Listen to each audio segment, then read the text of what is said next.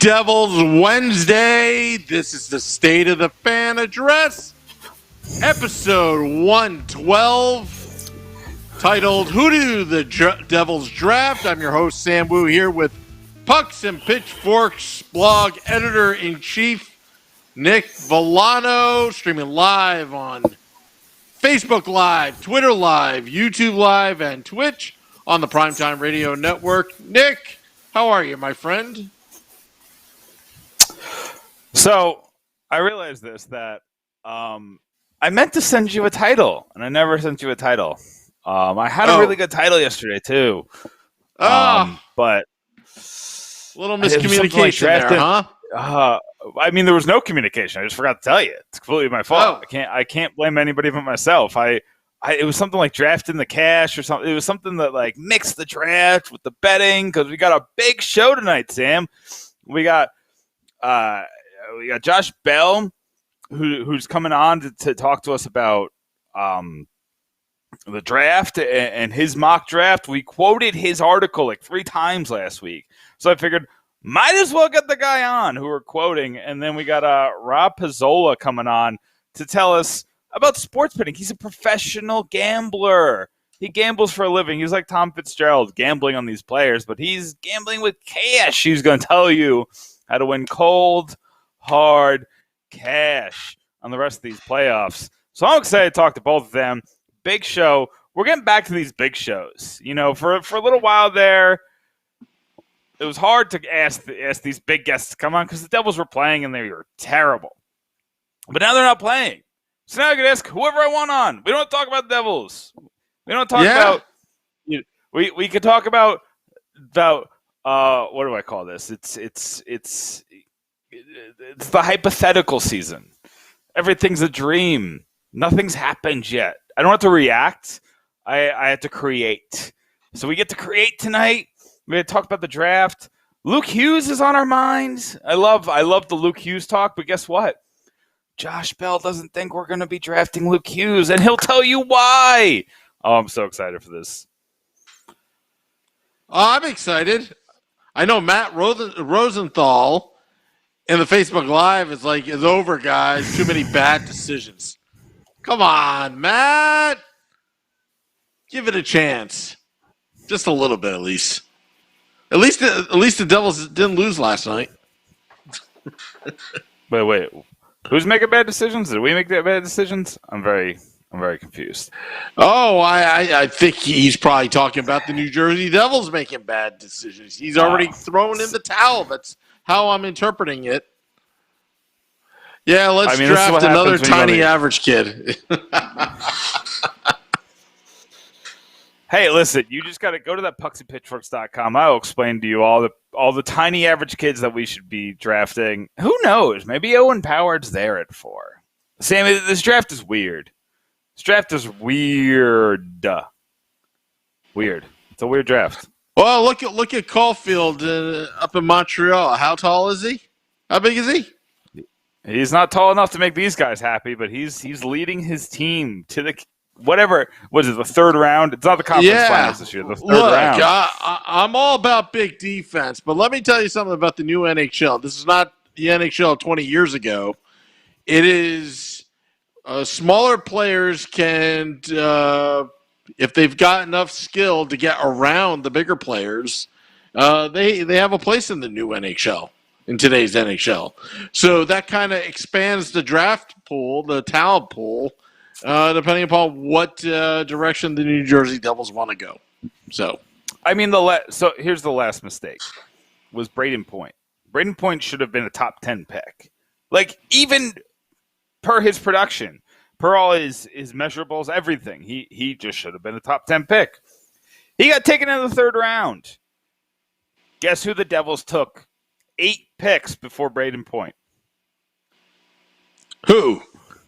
You'll never guess in a million years. Connor Chatham. Who? No idea. No idea who that is. No idea. He's not even playing hockey anymore. I think he's coaching somewhere, not like in a very minor league. These are the kinds of people that I'm looking at. I'm like, I just want to know. Like, I don't know if you ever do this, Sam, but like when I think about guests for our show, I'm like, I would be very interested to talk to Connor Chatham, just talk about the draft process, and then be like, so Connor, what happened? You went from a third round pick with a lot of upside to nothing in just a couple of years, like, you know, and you don't want to come off as like disrespectful, you know, but like I'm so interested in that story. This is a kid. If you're a third round pick in the NHL, like not a ton of them make the NHL, but you've still been the best at what you do at every level for so long. You know what I mean? So how does that? What happens? Is there a drop in confidence? Is there a mistake in development? I'm always curious about that. Maybe we'll start working. I might go. Yeah, who is it? JP Dampus is the goalie the Devils took when Brodeur was in his prime. You know, I want to talk to him. I think he played either 1 or 0 games with the Devils. I just want to talk to these people, kind of see, you know, just pick their brain and be like, you know, what do you think happened? What was it like? What did Lou say to you when he drafted you? It's like, what was it like to know you were drafted behind Brodeur? You know, it's like. How about Ari Ohanen?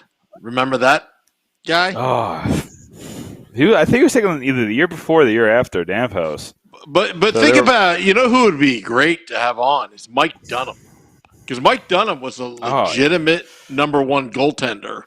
And he was just going through chilling behind Brodeur. The minor leagues. Yeah, and then he ran into Brodeur. But then again, you know what? Nashville, I believe, took Dunham, right? Yeah, they took Dunham. He started for Nashville for a couple of years. The funny thing about Dunham, expansion draft. You know, we didn't grow up with a ton of money, Sam. So I only got to go to a few sporting events. And when my Aunt Diane bought me Devils tickets. I think it was my Aunt Diane bought me Devils tickets. And my dad took me. And Brodeur didn't start. It was like, what? It was so old school, too. I think it was 95. Yeah. I think it was 95 or 96. But I remember using my dad's binoculars to look at all the players. And like Valerie Zelapukin, and I remember seeing Zelapukin and like a couple other players. But yeah, it was fun.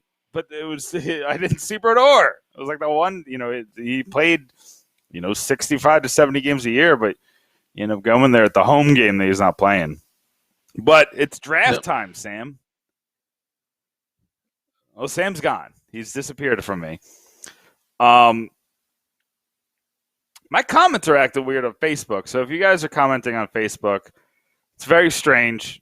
I don't know, but keep commenting, keep getting us good, and I'll get to your comments. So sorry about that, but Sam's got the YouTube comments, so he's leaving me. I just want to real quick just bring up PK Subban talking on ESPN tonight. He's going to be on SportsCenter talking about the NHL. Listen, I know a lot of people are not going to like it, but it's a smart business move by Subban. He's kind of getting his face out there in a different light. He's bringing a different. I mean, every time he goes on there, they have to say New Jersey Devils defenseman, New Jersey Devils defenseman. And when they see those highlights and they get excited about those highlights, they like the guy who's doing the play-by-play or whatever he's going to do, the analysis on those highlights. They're going to think of it as a New Jersey Devils defenseman. I think it's a smart move all around. I think that the Devils should play it up. I know we're sick of playing up PK Subban doing off-season things. I get it, but I don't mind it. Ryan Mann says, for the franchise, it's Hughes all day. After Jake Wakely asked me, who do we want us to draft? At 4, I think it's got to be Luke Hughes. I do. I think he's probably the 4th best prospect. I draft for upside, and I see a lot of upside in this kid. I do. I think he's like 2 years away from even being like remotely NHL ready. I think he has a lot of development to go, which is why a lot of people have him kind of lower on the list. But when it comes to upside, I think he'd definitely be the best. And Sam, I think you got a guy who could tell us about that. No, actually I don't. Sorry, Nick. I hate to do this on live air. I didn't realize we were supposed to have him. Were we supposed to have him on Skype? Because I don't see a number on the list. Yeah, I didn't know that. We are not set up for that. We don't happen to have his number, do we? don't. I think we're set up for that. How? Let me figure it out. You keep on talking. Yeah, I'll just keep talking. Yep. Talk to myself.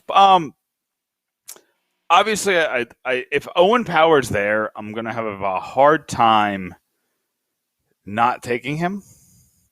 I'm gonna have a hard time saying no to Owen Power.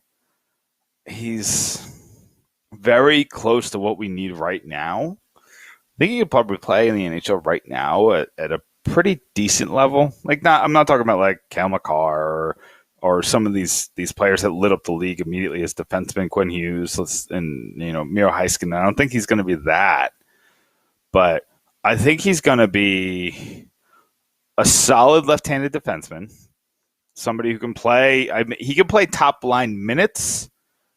I don't know if he's going to deserve them, but he can play there. He can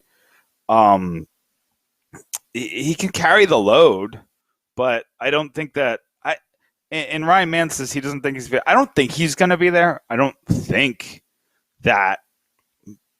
But I don't know what's going to happen in this draft. This draft is weird. There's a chance for people to fall in love with players. And I think in the top 3, the real wild card you have to watch out for is Dylan Guenther. Because I think a team like the Ducks might take him. I don't think the Kraken or the Sabres are going to take him, but if the Sabres take Beniers and the Kraken fall in love with Luke Hughes or the Kraken fall in love with Brant Clark or Simone Edvinsson, or maybe I don't think this is going to happen because Ron Francis has prioritized defensemen mostly in the first round when he's trying to build up a franchise like he did with the Hurricanes. So I think he's going defense. I really think he's going defense. But if they decide to go, it could even go Berniers and he wants a center. So he goes Eklund or he goes Ken Johnson, which I don't really think he's a center. Let's just say Eklund. Then Anaheim is a weird choice, but if Anaheim's in love with Dylan Guenther, boom, right there, Owen Power is available at number 4. And there's a lot of other, maybe somebody has fallen in love with Luke Hughes. Maybe someone's fallen in love with Clark or Edvinsson. I think those are the 4 when it comes to defensemen. This draft doesn't have a clear number 1. We've called Owen Power the clear number 1 because of habit, really.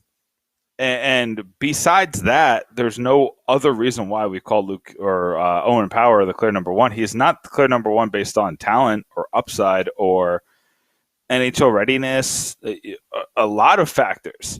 When you look at this draft compared to last year's draft, there's just not a lot of there's not a lot of reason to get excited like last year. So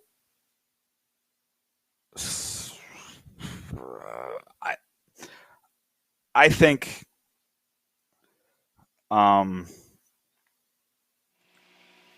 that the Devils are. I'll come back to help you out. I'm still trying to figure out the Skype thing because I just sent you his number. Just call him. Oh, okay. Sorry. All right. I was just trying to help you out. He messaged me his number. That's why I was struggling. I was trying to do 2 things at once. I'm not, I have the ADD, so I can do 2 things at once. I just can't do them well, apparently. So we're going to get Josh in the line in just 2 seconds. He was so gracious enough to send me his number while he heard us struggling. So I appreciate that, Josh. Shout out to a guy. Every time I talk to Josh, he gets a promotion. So I think he loves coming on here because he was talking. He was at one blog when we first talked to him. Then he got an upgrade to FC Hockey, which he's still with, and then now he's with Sporting News Canada. So every time we talk to him, he gets another job, a better job. I'm excited to talk to Josh Bell. And I love talking to Josh because he's got a little bit of a different thought process on the draft. He doesn't go chalk on a lot of these things. He's not afraid to kind of go against the grain. And it's not like one of those people who goes against the grain to go against the grain, which I've done sometimes, just to kind of be like, if I'm on the fence, I'll go with the one that's a little bit more talkative. But Josh has reasoning behind it. And I've teased this a lot, but he's got a very good reason why Luke Hughes is not going to go to the New Jersey Devils, and you won't be able to blame them at this point. So I'm excited to talk to him about Luke Hughes. I'm also excited to talk about that second first-round pick. I think that second first-round pick the Devils are going to get from the Islanders, which is looking like it's in jeopardy of moving up, is going to be interesting. But Sam, you're back. I'm back. I got our next guest. His name is Josh Bell. Writes for the Sporting News as the NHL draft writer. Josh, you're on with Sam and Nick. How are you, my friend? I'm doing great, guys. Thanks for having me on. Thanks for coming on, Josh. Really appreciate it. Let's just jump right into it. You know, you wrote your mock draft. I think it went up Thursday morning last week, and the Devils didn't take Luke Hughes. And I bet you a lot of Devils fans were mad about that when they read that, because the Devils are obsessed with Luke Hughes. But unlike some other people, it's because you have him ranked as the best player in the draft. And I'm not seeing that a lot. So I'm curious, Josh, what's your thinking on Luke Hughes that maybe some other people aren't seeing? Yeah, for sure. For us at FC Hockey, this has been pretty consistent all year, where Luke Hughes, we just feel like he has the most upside in this class. We're working on our final rankings right now, and we'll see if he gets that top spot again. But yeah, he's 6 days away from the 2022 draft, and he's playing on par with the rest of these guys that are all older than him. He brings the offense. He's so strong in transition. He's a powerful, smooth skater. He does have some work to do in his own end, and just his kind of assertiveness on the ice, really taking over play. But I think that'll come. When you bet on the young guys in the draft, they tend to pan out. And so, yeah, the mock draft with the Devils picking fourth, Hughes went second to the Seattle Kraken in our mock. So I feel like he's one of those guys that you'd really want to build your team around. And for the Kraken first pick, it just makes sense. And definitely go check out that mock, because that mock, I had a lot of fun just kind of seeing where everybody slots. It's so hard this year with the lack of scouting and nobody being able to actually go and see these players. So definitely check out Josh's mock. It's on that's the one on the Sporting News, or is it on both places? Is it on FC Hockey and Sporting News, or is it just on the Sporting News?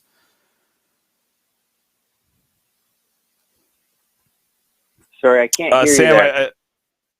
Sam, it sounds like that there's a connection issue. Can you try to look at that real quick?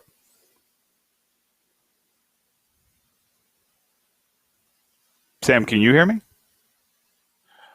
I cannot I hear can if hear. you're talking. I can hear you, but I can hear Josh. I got levels. Josh, can you hear All us? right, Josh. It's just very, very quiet, I think. Okay. Okay, I'll try to adjust something here. So I'll go simple then. How do you see Luke Hughes? Let's say he does fall to 4. How do you see Luke Hughes fitting with the Devils? Yeah, I think you look at your prospect pool, and I think there's a ton of offensive high-end talent. I love a lot of the pieces you guys have up front. On D, there's a couple pieces I like, but I think you really need another kind of high-level guy. Like, obviously, you've got Ty Smith, who everybody loves at this point. But I think Hughes would be an excellent complement to him. You look at what the Avalanche have with Cale Makar and Bowen Byram, and I'm not saying they would necessarily be at that level, but it is possible. I'm not sure Hughes will reach that level, but it's definitely along those lines. So I think obviously you guys have that offense, like I mentioned, and to really build on the back end with a guy like Hughes who can lead the play, from his own end, get it up the ice to those offensive guys, I think that would just be an excellent piece of your puzzle moving forward. Yeah, I gotta agree with you. I love the upside of Hughes, like you said. The upside is what I'm looking for in this draft, especially just with so many factors and such a volatility in this draft. So you have Hughes gone, and then you have the Devils taking Brandt Clark, who's actually also the brother of Graham Clark, another Devils prospect. what are your long-term feelings on Clark? You said you had Hughes at the upside, but what's your thoughts on Clark? Yeah, Clark's an interesting one. I think his upside could be similar to Hughes, honestly. And this has been a conversation that we've had at FC Hockey all season long about where he fits in. And it was tough not having him with a full OHL season. But as he got going overseas and in the U18s, you could really, really see his intelligence come through. And I do think he's one of the more intelligent players in this class. He definitely needs to work on his skating. You can see how he's a bit knock-kneed. And so if he can really work out those mechanics, if he can figure out the play in his own end, I think he could be a similar ceiling player to Hughes. For us, we kind of think that Hughes has an easier path to get there. But Clark could very well. There's lots of players who have been able to fix their skating mechanics and improve that. And the one concern that we've had with Clark is that we're not sure if he can be an all situations guy. Even at the U18s, he was taken over by Olin Zellweger as the top power play guy. In the OHL, he was kind of hit and miss if he was the top power play guy. So, and he's supposed to bring the offense. So that's a little bit of a flag. And then obviously he might not be a penalty killer at the next level. And Hughes might not be either. He might not be a penalty killer. He might just be a power play guy. But you really want, if you're taking a top 10 defenseman, you want to be able to use them in all situations. So that's a little bit of a flag for both of them, but I think it's a bigger flag for Clark. Yeah.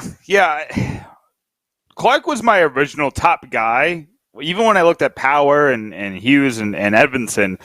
But those questions of the skating do scare me. So you say, but you're not as concerned with the skating. You think he can fix skating?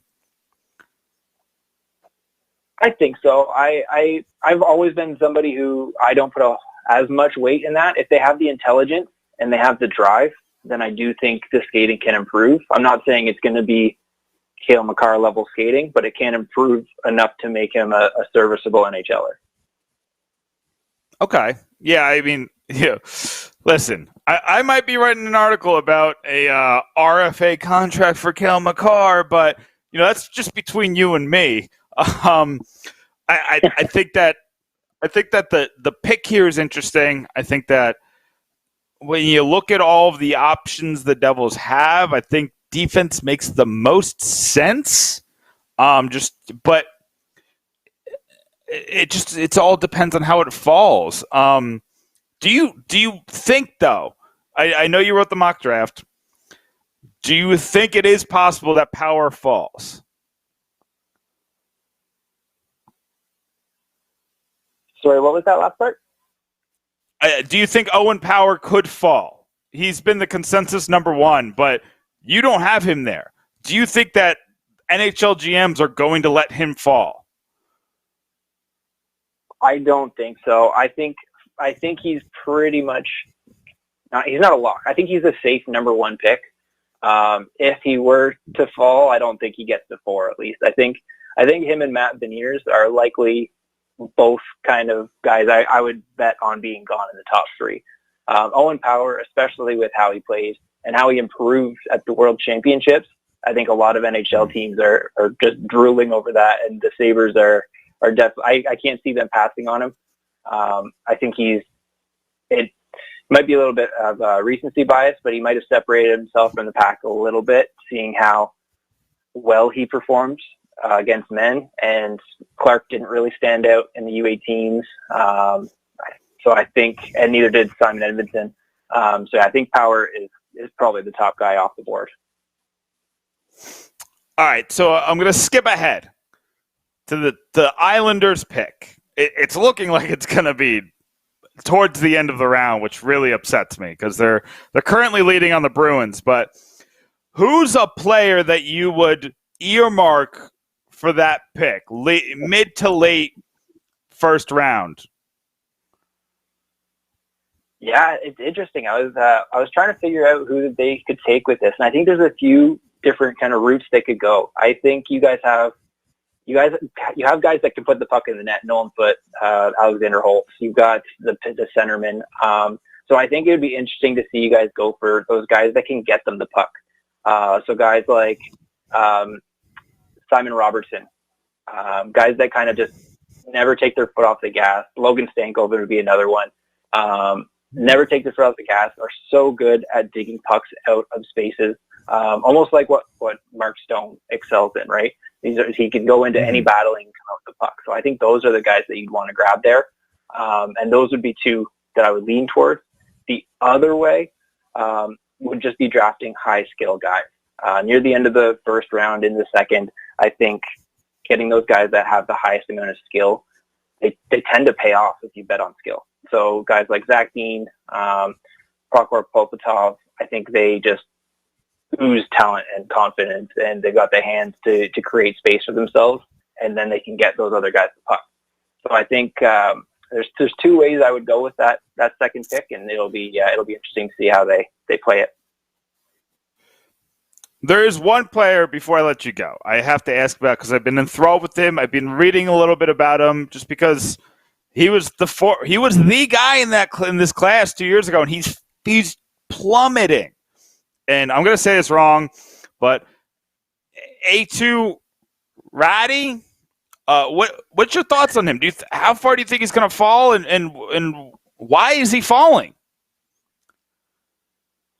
Yeah, he's been an interesting one. I did a deep dive on him for FC Hockey, and he's really interesting to watch because I do think he has the potential to get back to where he was before this season. I think if you watch it, his shot, his playmaking, his puck handling, kind of in isolation, they're all very high end. There are just times where he can't seem to put it all together, where the processing is a little bit of an issue. And I do think that it might have been the weight of the draft year that kind of hit him hard. And so right off the bat, you've got all this pressure. You've been the number one guy in this draft for years. And then you don't make the Liga, the top Finnish league, so you get sent down to the juniors. And then you don't make the World Junior team. You get cut from that after playing it as an underager. So I think it could be a confidence issue, especially if you look at the first half of the season compared to the second half. He did improve quite a bit. So he's going to be a bit of a project, I think. And I think I can't see him going past 20. I know we have him at 19 in our spring rankings. But it could be a bet. So I would look for those teams that have a ton of talent on their roster already or in their system already, or if they have a couple picks in the first round, he might be somebody to bet on. I want to bet on him. I hope he falls to the Devils. I don't think he's actually going to, but I want him to because I think there's just the upside after 10 in this draft is few and far between when you compare it to past drafts, if you ask me. I'm not the expert here, but I see upside here. I see something, and I think you're right. I think you just have to fix an issue. I think it's a singular issue, and those are much easier to fix than complex issues. Yeah, for sure. I mean, if you compare Ratty to Clark, I think Clark, you need to improve his skating. That's fairly easy. You get a skating coach. You get somebody to work on his mechanics. In that way, a strength and conditioning coach. For Ratty, I think it's more processing. So I think it is a little bit harder to develop that, but it's definitely not impossible. So I think he's got the tools to be an NHLer. If he can put it all together, if he can kind of get back on that path, then yeah, I think he could end up being a steal, which would be a great story down the line. Love it. Thanks so much, Josh. Giving us some of your knowledge. I apologize for some of the technical difficulties, but we definitely got through it. So just tell everybody what you got coming up, where everybody can find you, and you're going to be writing a lot about the Devils because we're always in the lottery, and we got 2 picks here. So let everybody know where they can find your stuff. Yeah, for sure. So you can find me at Joshua Bell 31 on Twitter. And yeah, FC Hockey, we're buckling up here. So I've been working hard, me and a couple others, on our draft guide, which should drop later this month. We're going to have a ton of mock drafts. We've got more deep dives on the horizon. I've got another one for Sporting News before the draft for sure. We might have 2. Yeah, it's going to be a fun time. There's lots coming down the line. Double mock drafts. I'm calling for the double mock drafts, Josh. I need more mock drafts. I need it from my guy, Josh Bell. Josh, thank you so much for coming on. Thank you very much for having me. Anytime.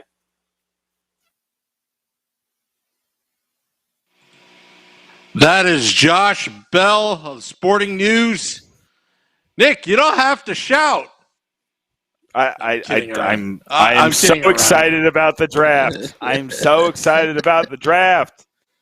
So I'm pumped. I'm going to tell a quick funny story because we got a couple minutes. So literally right before you called me, Sam, I dropped the camera because I moved, and I broke this piece off. So this right here. So I can't make any sudden movements because I'm going to knock the camera off. It's tripod. I could fix it. It's an easy fix. It literally happened like right before you connected with me. I was like, I just got to make this work. We are making it work tonight, Sam. But yeah, if I want to like slam the table, I want to flip things. I want to get big and happy about the draft because I'm excited about draft season. But I gotta reel it back just a little bit so I don't knock the camera off its tripod. You know what? We always have technical difficulties, but we always manage. We always find a way. Listen. If we didn't tell them, I don't think they'd know. The problem is we don't. You're the producer, and you're also the co-host. So you can't like IFB me. Well, I just tell the audience everything that goes on behind the scenes when we drop stuff.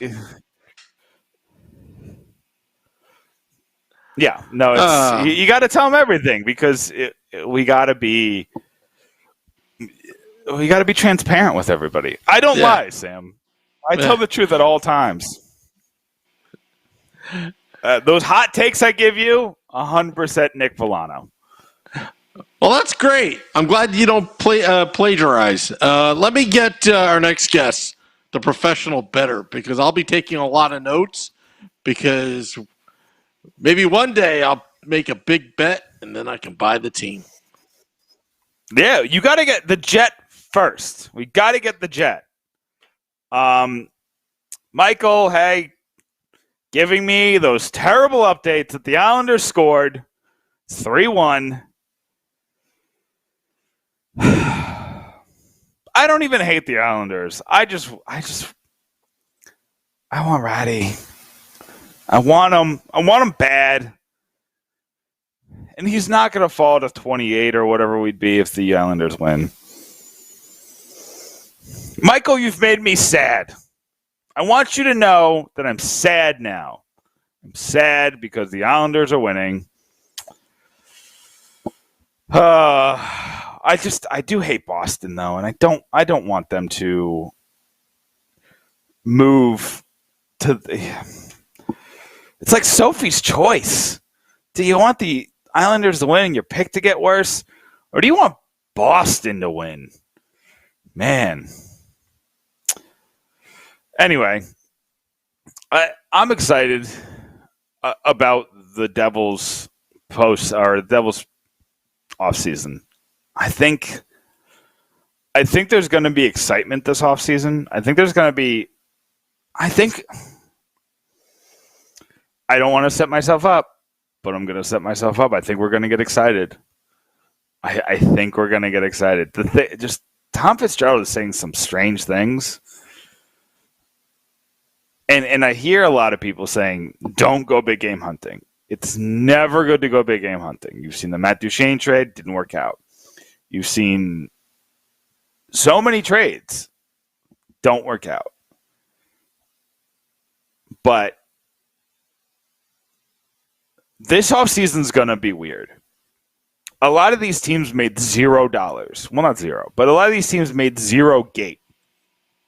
So I think they're going to make some decisions to save a little money next year and then start over the year after. So I think the Devils can have a big offseason. Sam, you're back. I'm back. I'm looking forward to this interview. Betting. Let's make some money. Betting Let's make some money. On your team, betting against your team. I don't know. He's a Don't do professional that. sports bettor. His name is Rob Pizzola. You can find him on Twitter at Rob Pizzola. Rob, you're on with Sam and Nick. How are you? I'm doing well, guys. How about you?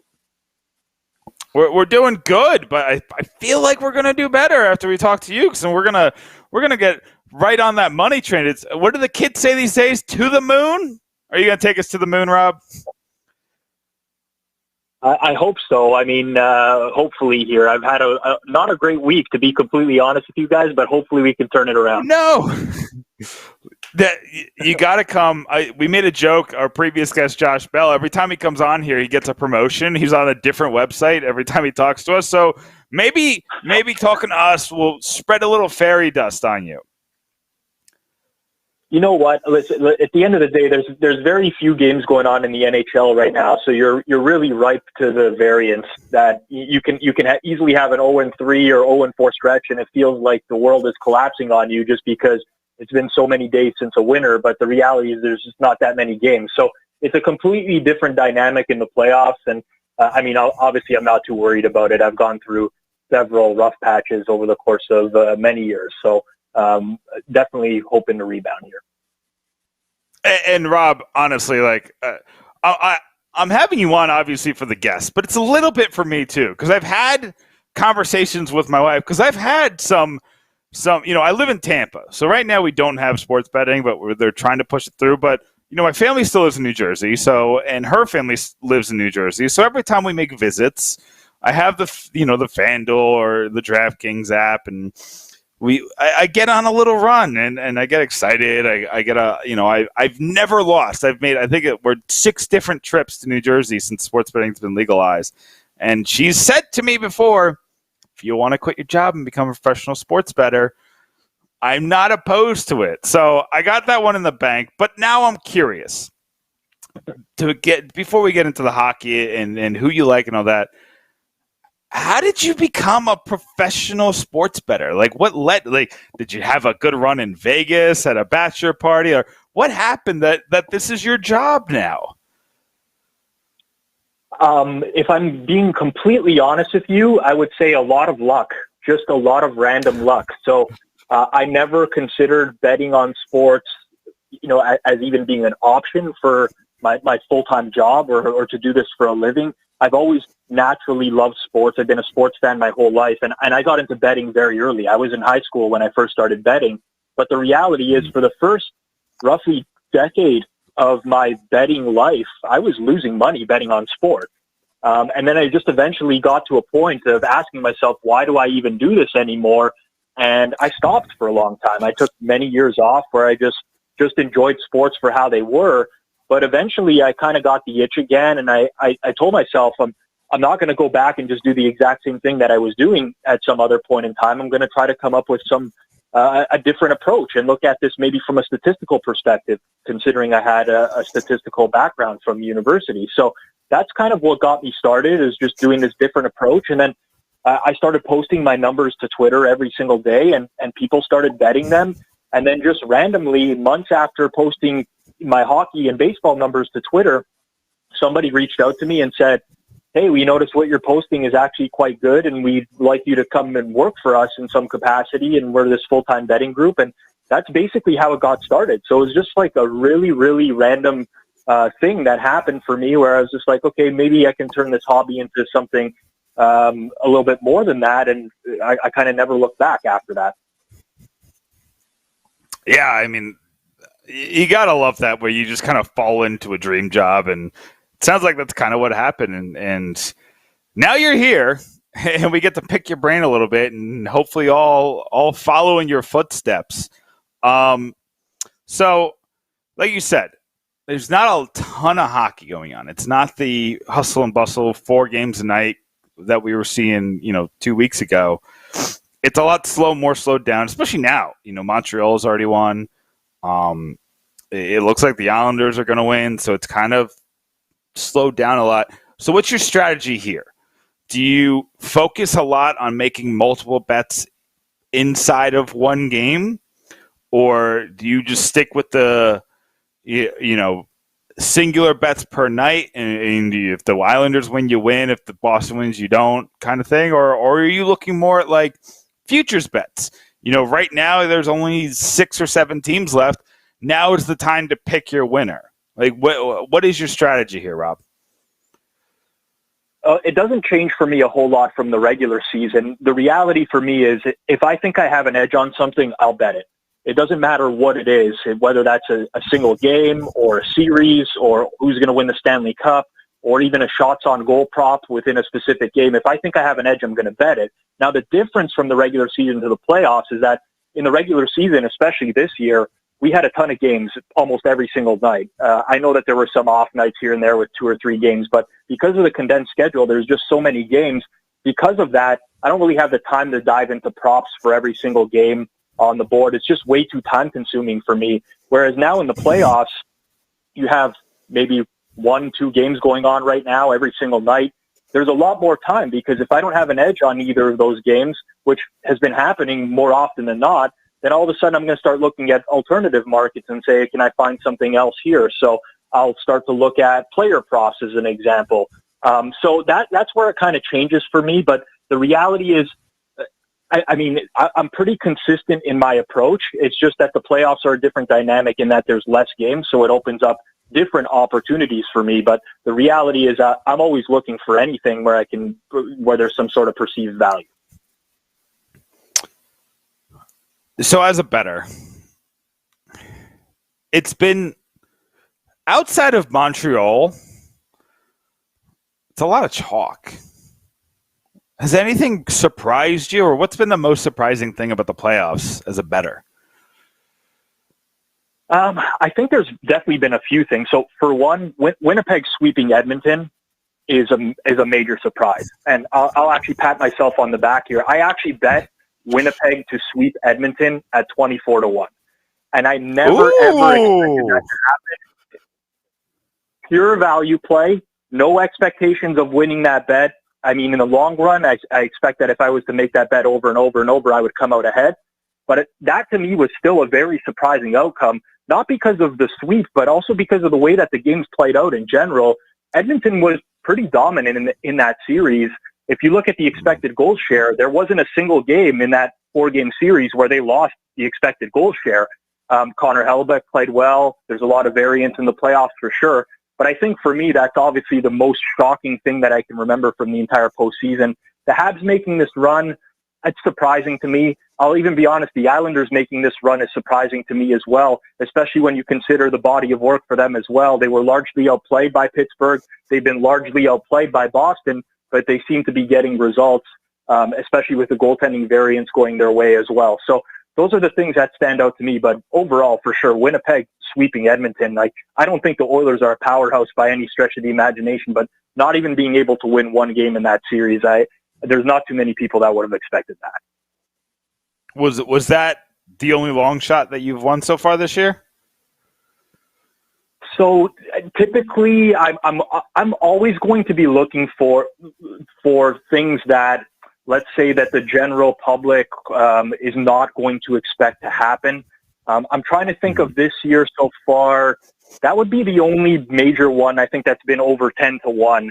I ended up cashing a really decent ticket on Mason Marchment as an anytime goal scorer in one of the Florida Panthers Tampa Bay Lightning games, which was roughly 12-1 when he got elevated to the top line to play next to Barkov. So that was another big one for me, but it wasn't at the same scale as the series bet. So how are you splitting your bets? Are you doing how would you say you do the traditional, either the plus 1.5 or the, Boston to win? How much is that, and how much are you looking at props? So the reality is for me that it's very difficult to get down a lot of money on props. This is not specific to me. This is just generic in the industry, but most sports books are going to be quick to limit people that are beating props, because props are a market that not a lot of professionals are typically focusing on, and that includes myself. Most of the time I'm looking at the bigger markets for a game, whether that's who's going to win, so the money line bet or the puck line bet, or the total over unders for the game. And I'm looking at those markets because I can bet a lot more money on those markets than I can smaller props. But that doesn't mean that I won't dabble if I see something that I like occasionally. So most of the time it's bigger markets, money line, puck line. In terms of how I'm actually betting it, there's games where I'll split the money line and puck line. There's games where I'll exclusively just bet the money line on a team. And that's just all mathematics, to be completely honest with you. I run my numbers on a game. Wherever I have a larger edge, I'm going to end up playing that. In some cases, the edge on the money line or the puck line will be very close to being in the same range, so I'll split my bet accordingly. But that's basically a scientific process at this point. Yeah, and it's funny how guys like you and a lot of people that we've seen out there in the Twitterverse have breaking it down to a science. It's whether you what you want to call it, science, you want to call it math. It's you found a, I don't know, would you call it a flaw in the numbers or just a strategy with the numbers? Like, how would you describe how you look at these? I would call it an inefficiency in the market. So with sports betting, I guess the general perception by the average bettor is that they're betting against the sports book and they're trying to win money against the sports book, which is true because ultimately you're logging into a website or you're going to a counter and that's who's going to pay you if you win your bet. But the reality is you're actually competing against other bettors in a market. Because if I were to bet something, if I bet the New York Islanders against Boston and I bet enough money on it, the line is going to move on that game. Sportsbooks are going to start to adjust. Now, someone else might disagree with me and bet the opposite side and bring it back. But eventually what's going to happen is the market is settling on a price. And for me, whenever I find an edge like this, I refer to it as an inefficiency in the market. I think the market has moved too far in the wrong direction or hasn't moved enough in some cases. That's the best way I can describe it. But yeah, I mean, I just view these as general inefficiencies. Do you have like an example of like something that's changed your mind? Have you seen like something in these playoffs that maybe you were like, say you were thinking Colorado, but so many people bet Colorado that you went to Vegas? Like, was there ever an example like that where you saw too many people go to one side that it's changed your mind on how to bet? So I'm never really adjusting my opinion based off of who other people like. And I think that's a mistake a lot of people make in general. And you hear the term fading the public quite a bit in sports betting. And, I want to be on the same side as the sports book. Vegas wasn't built overnight. So if I can get on the same side that they need, then I'm going to be a winner in the long run. And that's simply not true. The reason that sports books are in business and making a lot of money is because they charge a vig on a game. So now all of a sudden, if a sports book is taking a bet at minus 110 and I want to bet the same side as them, well, I'm paying minus 110 to be on the same side that they're getting plus 110 on. So it's not the exact same thing. And a lot of people get led astray there. So I never adjust my opinion based off of what other people like. I will adjust my opinion based off of numbers and sometimes what I see as well. And I think the example of Colorado Vegas is a really good one because I was very high on the Avalanche pretty much the entire year, higher than the market, I would say, because I did bet them a lot. And I do have some Stanley Cup futures on the Avalanche, which would be a really big score for me if they ended up winning, which doesn't seem all that likely anymore now. But you watch Game 2 against Vegas after they blew them out the first time around, and you look at the numbers, and Vegas largely dominated that game, even though they ended up losing it in overtime. Game 3 goes back to Vegas, and again, the Knights dominate that game. So now you're starting to take note of this and say, well, potentially Vegas matches up pretty well against Colorado, and it adjusts your perception of the entire series. And I actually bet on the Knights in Game 4 of that series, whereas prior to going into this Colorado-Vegas series, I probably would have never even considered betting on Vegas at any point. So I think from that perspective, I'm happy to adjust based off of what I'm seeing from a statistical perspective, but never going to adjust based off of what other people are seeing in the market. I'm curious. Do you think, because I've heard a lot of this. I heard a lot of, the professional sports bettors that I follow say that there's been inefficiencies in the hockey market, and it seems like this year especially. Do you think that the weirdness of this pandemic year might maybe even throw out Vegas? Because it seems like they got on Colorado really late. Yeah, I mean, I definitely think I call this year in the NHL a unicorn year because it's so rare. We've never experienced it before. And I definitely have noticed that. I've felt, I don't want to say that I felt uncomfortable, but relative to years past, I definitely say I have less degree of certainty in what's going to happen in the NHL because we've had this condensed schedule, we've had these COVID situations, we've had teams playing each other way more often than they would have in years past. So you have all these new variables, and there's really no historical precedent for this. It's not like I can go back 5 years and say, well, this happened in this year and use that as some sort of baseline. You're kind of having to guess on the fly. And the same thing for home ice advantage.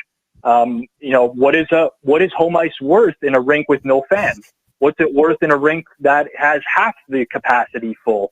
And all these variables are constantly changing this year. So it's been definitely, struggle is not the right word, but it's been more of a grind this season, I would say, in terms of really focusing in on some of these variables and trying to understand how that's affecting the games. And because of that, I've been a little bit more hesitant this year. My volume was down relative to previous years. But I mean, I'm glad this is kind of just an outlier season, if I'm being completely honest with you. I think it's going back to the norm is something that suits me really well. But I've also enjoyed it because it's allowed me to focus on stuff or look into things that I would have just never looked into before, especially some of these extreme rest situations. So it's been certainly a unique year. So I want to look at the offseason, and this is a Devils podcast, so I do want to ask you a Devils question. What would they have to do this offseason? It's been a terrible 3 years, and they've probably been a bettor's nightmare if you're looking at them like that. Or I mean, if you're betting against them, it's been great. But what do you need to see from them this offseason for them to be somebody you look at as maybe a future, maybe an over-under bet? What do they have to do to get you excited about them? I will say, teams that have the biggest off seasons tend to be overvalued going into the next year in general. So if the Devils were to stand pat and really not do anything, the expectations for them next season would be really low. And that would probably be a decent team to bet the over just because they're likely to have some positive variance. And when I say positive variance, obviously they missed Nico for a lot of this season. Anytime you're losing your number one center, that's going to hurt. And Mackenzie Blackwood, frankly, didn't really play well this season. He had a stretch towards the end of the year where he was a little bit better. But ultimately, they're likely going to get some, let's say, less of an injury impact, and they probably get a better Blackwood next year. So just standing pat, I would be optimistic on them relative to market next year. Now, with that said, there's some obvious flaws on this team that they're going to have to fix. I don't think immediately they're going to be a contender next season by any stretch of the imagination. But for me, I would like to see them have a quality platoon goaltender. Very similar to what they had with Corey Crawford. Scott Wedgwood and Aaron Dell didn't really cut it this year. And if you're looking at UFAs for this year, the Devils' cap situation is not going to be a problem for them. They only really have one bad contract in the PK Subban contract. Outside of that, they have a lot of space to work with. I think bringing in a guy like potentially Jonathan Bernier, who's in his, he's low to mid 30s right now, potentially signing him on a deal that's relatively cheap at a couple $1 million, who can handle 30 starts a year, and those aren't going to be throwaway games, and help Blackwood rest and develop a little bit more. I think that would be a huge move for them in general. And then on top of that, they need a top four defenseman. I think Mike Riley would be a great fit in New Jersey. Good puck-moving defenseman there, but they need to elevate that D-core and get a real top four defenseman. They have a lot of wingers, but I would like to see them get a true scoring winger as well. And I don't really see anyone that fits that mold in free agency, so maybe it's acquired through a trade or something like that. Obviously there's going to be the big names like Gabriel Landeskog, and Alex Ovechkin is actually a UFA, and I'm not suggesting that the Devils can't get those guys, but you're going to have to obviously pay a premium. We don't know what's going to happen with Ovechkin. He's not really a great fit at 36 years old. Landeskog would be amazing, but they really need a scoring winger, someone who could put the puck in the back of the net, rather than, just a solid all-around player. So that's kind of the way I would really address them. Scoring winger, top four defenseman, quality backup goaltender that can play 25 to 30 games next year. And I think they would. I love the Devils' young core. You just basically let those guys develop one more season, and this is a team that could potentially be a powerhouse 3 or 4 years from now. I know fans obviously want immediate impact a lot of times, but I think this is a project that is slowly building towards something, and I think just a few more pieces here and there make them into a legitimate contender in a few years. Rob, I'm so all in on the Alex Ovechkin train. It's so impossible. It's absolutely never going to happen. But when you look at this team, you're right. They need 3 things. They need 3 things, and they might be good. The problem is the first thing is a number 1 defenseman, and where are you going to get that? The number 2 thing is a top-line scoring winger, and again, that's not exactly, chump change to get. The other is a backup goalie you could play who's willing and able to play 30 games behind Blackwood. Again, you had it in Crawford, and then he retired. So it sounds easy on paper. You need 3 things to be a good team. It's like, oh, we only need 3 things. We got this great core. Everything is coming up Millhouse. And then you realize what those 3 things are and what you need to give up and the likelihood that it's going to work out. I mean, they gave up things to get PK Subban, who was supposed to be their number 1. He's probably a number 4 now. So much easier said than done. For sure. I mean, they have Ty Smith, who's only 21 years old, and I love Ty Smith, and he could potentially develop into that top pairing number 1 defenseman type of guy. I mean, I don't know that the Devils have to go crazy in free agency this year just because they can.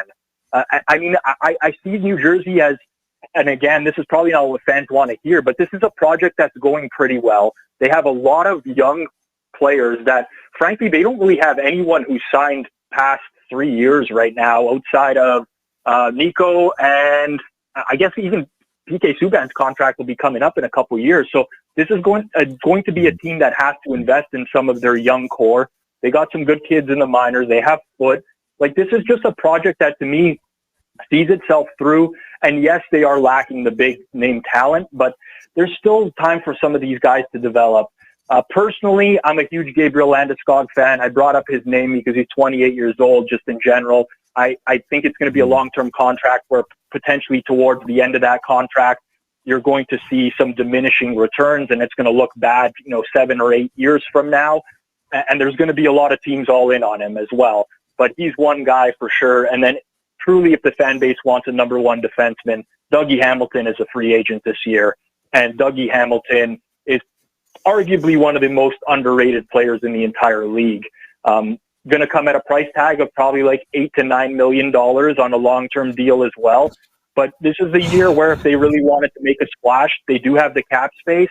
And there are some guys on the market that would really fit who aren't on the twilight of their career. Rob Pizzola, professional sports bettor. Rob, you're in a lot of places. So tell our fan base, where can they find your stuff? Where can they, you're on @Rob Pizzola on Twitter, but where else can people find your stuff? And do you got something coming up? Yeah, they just follow me on Twitter @Rob Pizzola, Pizzola. I can be a horrible follow at times. Sometimes I can be pretty good. I guess it depends on which day you catch me. I've enjoyed it. But there's that. And yeah, here and there I can kind of get out of line, but I seem to have a somewhat entertaining account. I'm also involved in a project called BetStamp, which is a betting utility for anyone who wants to get, this is the best way I could term it, better at betting. I think BetStamp is a great utility. So it allows you to do really good line shopping. It allows you to do really good bet tracking. And anyone who buys picks in general, there is a market for that. At least if you're buying picks on BetStamp from the marketplace, you are protected in the fact that you are not being scammed.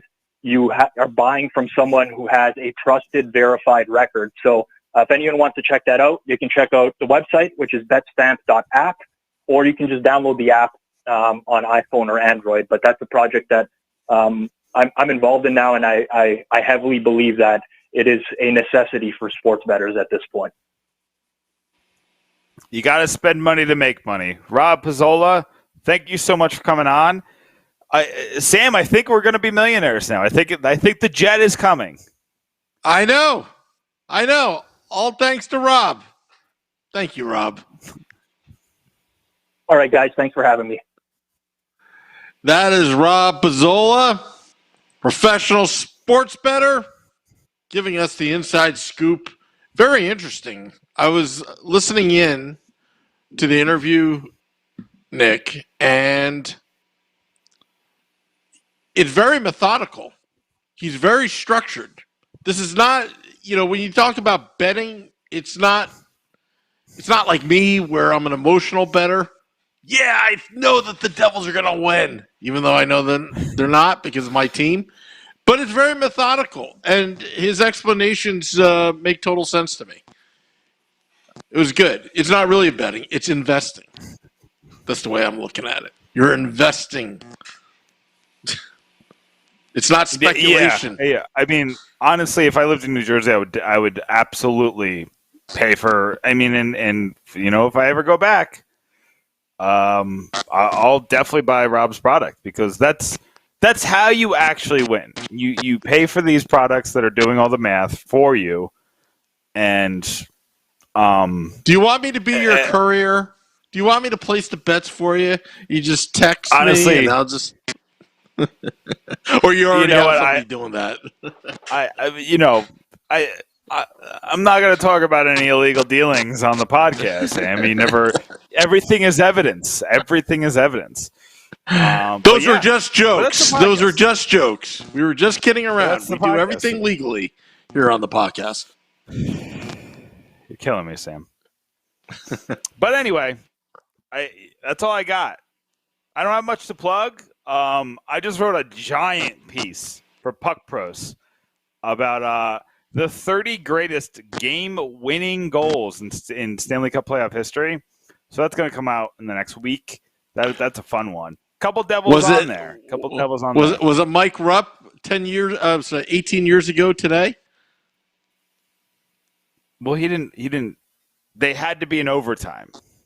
Oh, okay. They had to be like literally, you score the goal, game over, cheer, huzzah. You mean Jason Arnott 21 years ago tomorrow? Yeah, he's on the list. Oh, good. Henrique's on the list. Unfortunately, Mateau is on the list. So there's a lot of good ones on there. So that'll come out. Oh, that's good. But absolutely go on. We have a celebration of the 2003 New Jersey Devils Stanley Cup, which the anniversary is today. Rob DeLuca wrote a nice little piece on that to celebrate because he literally said to me, didn't see anything on the team account, so I figured I'd celebrate and tell his story. So he wrote a fun little story of what happened when he forgot one thing. He forgot one thing because I was in the crowd.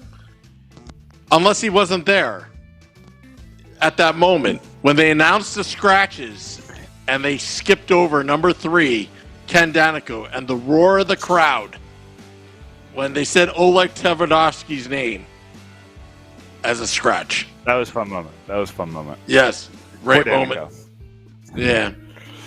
So, but it was a good show. But yeah, so I'm moving back to Devils content starting on Friday. So I'll have lots of draft content. I'll make up scenarios where we sign Alex Ovechkin, and it's going to be a lot of fun. Awesome. Go to pucksandpitchforks.com. We're dropping the podcast at midnight. Till next time, let's go Devils.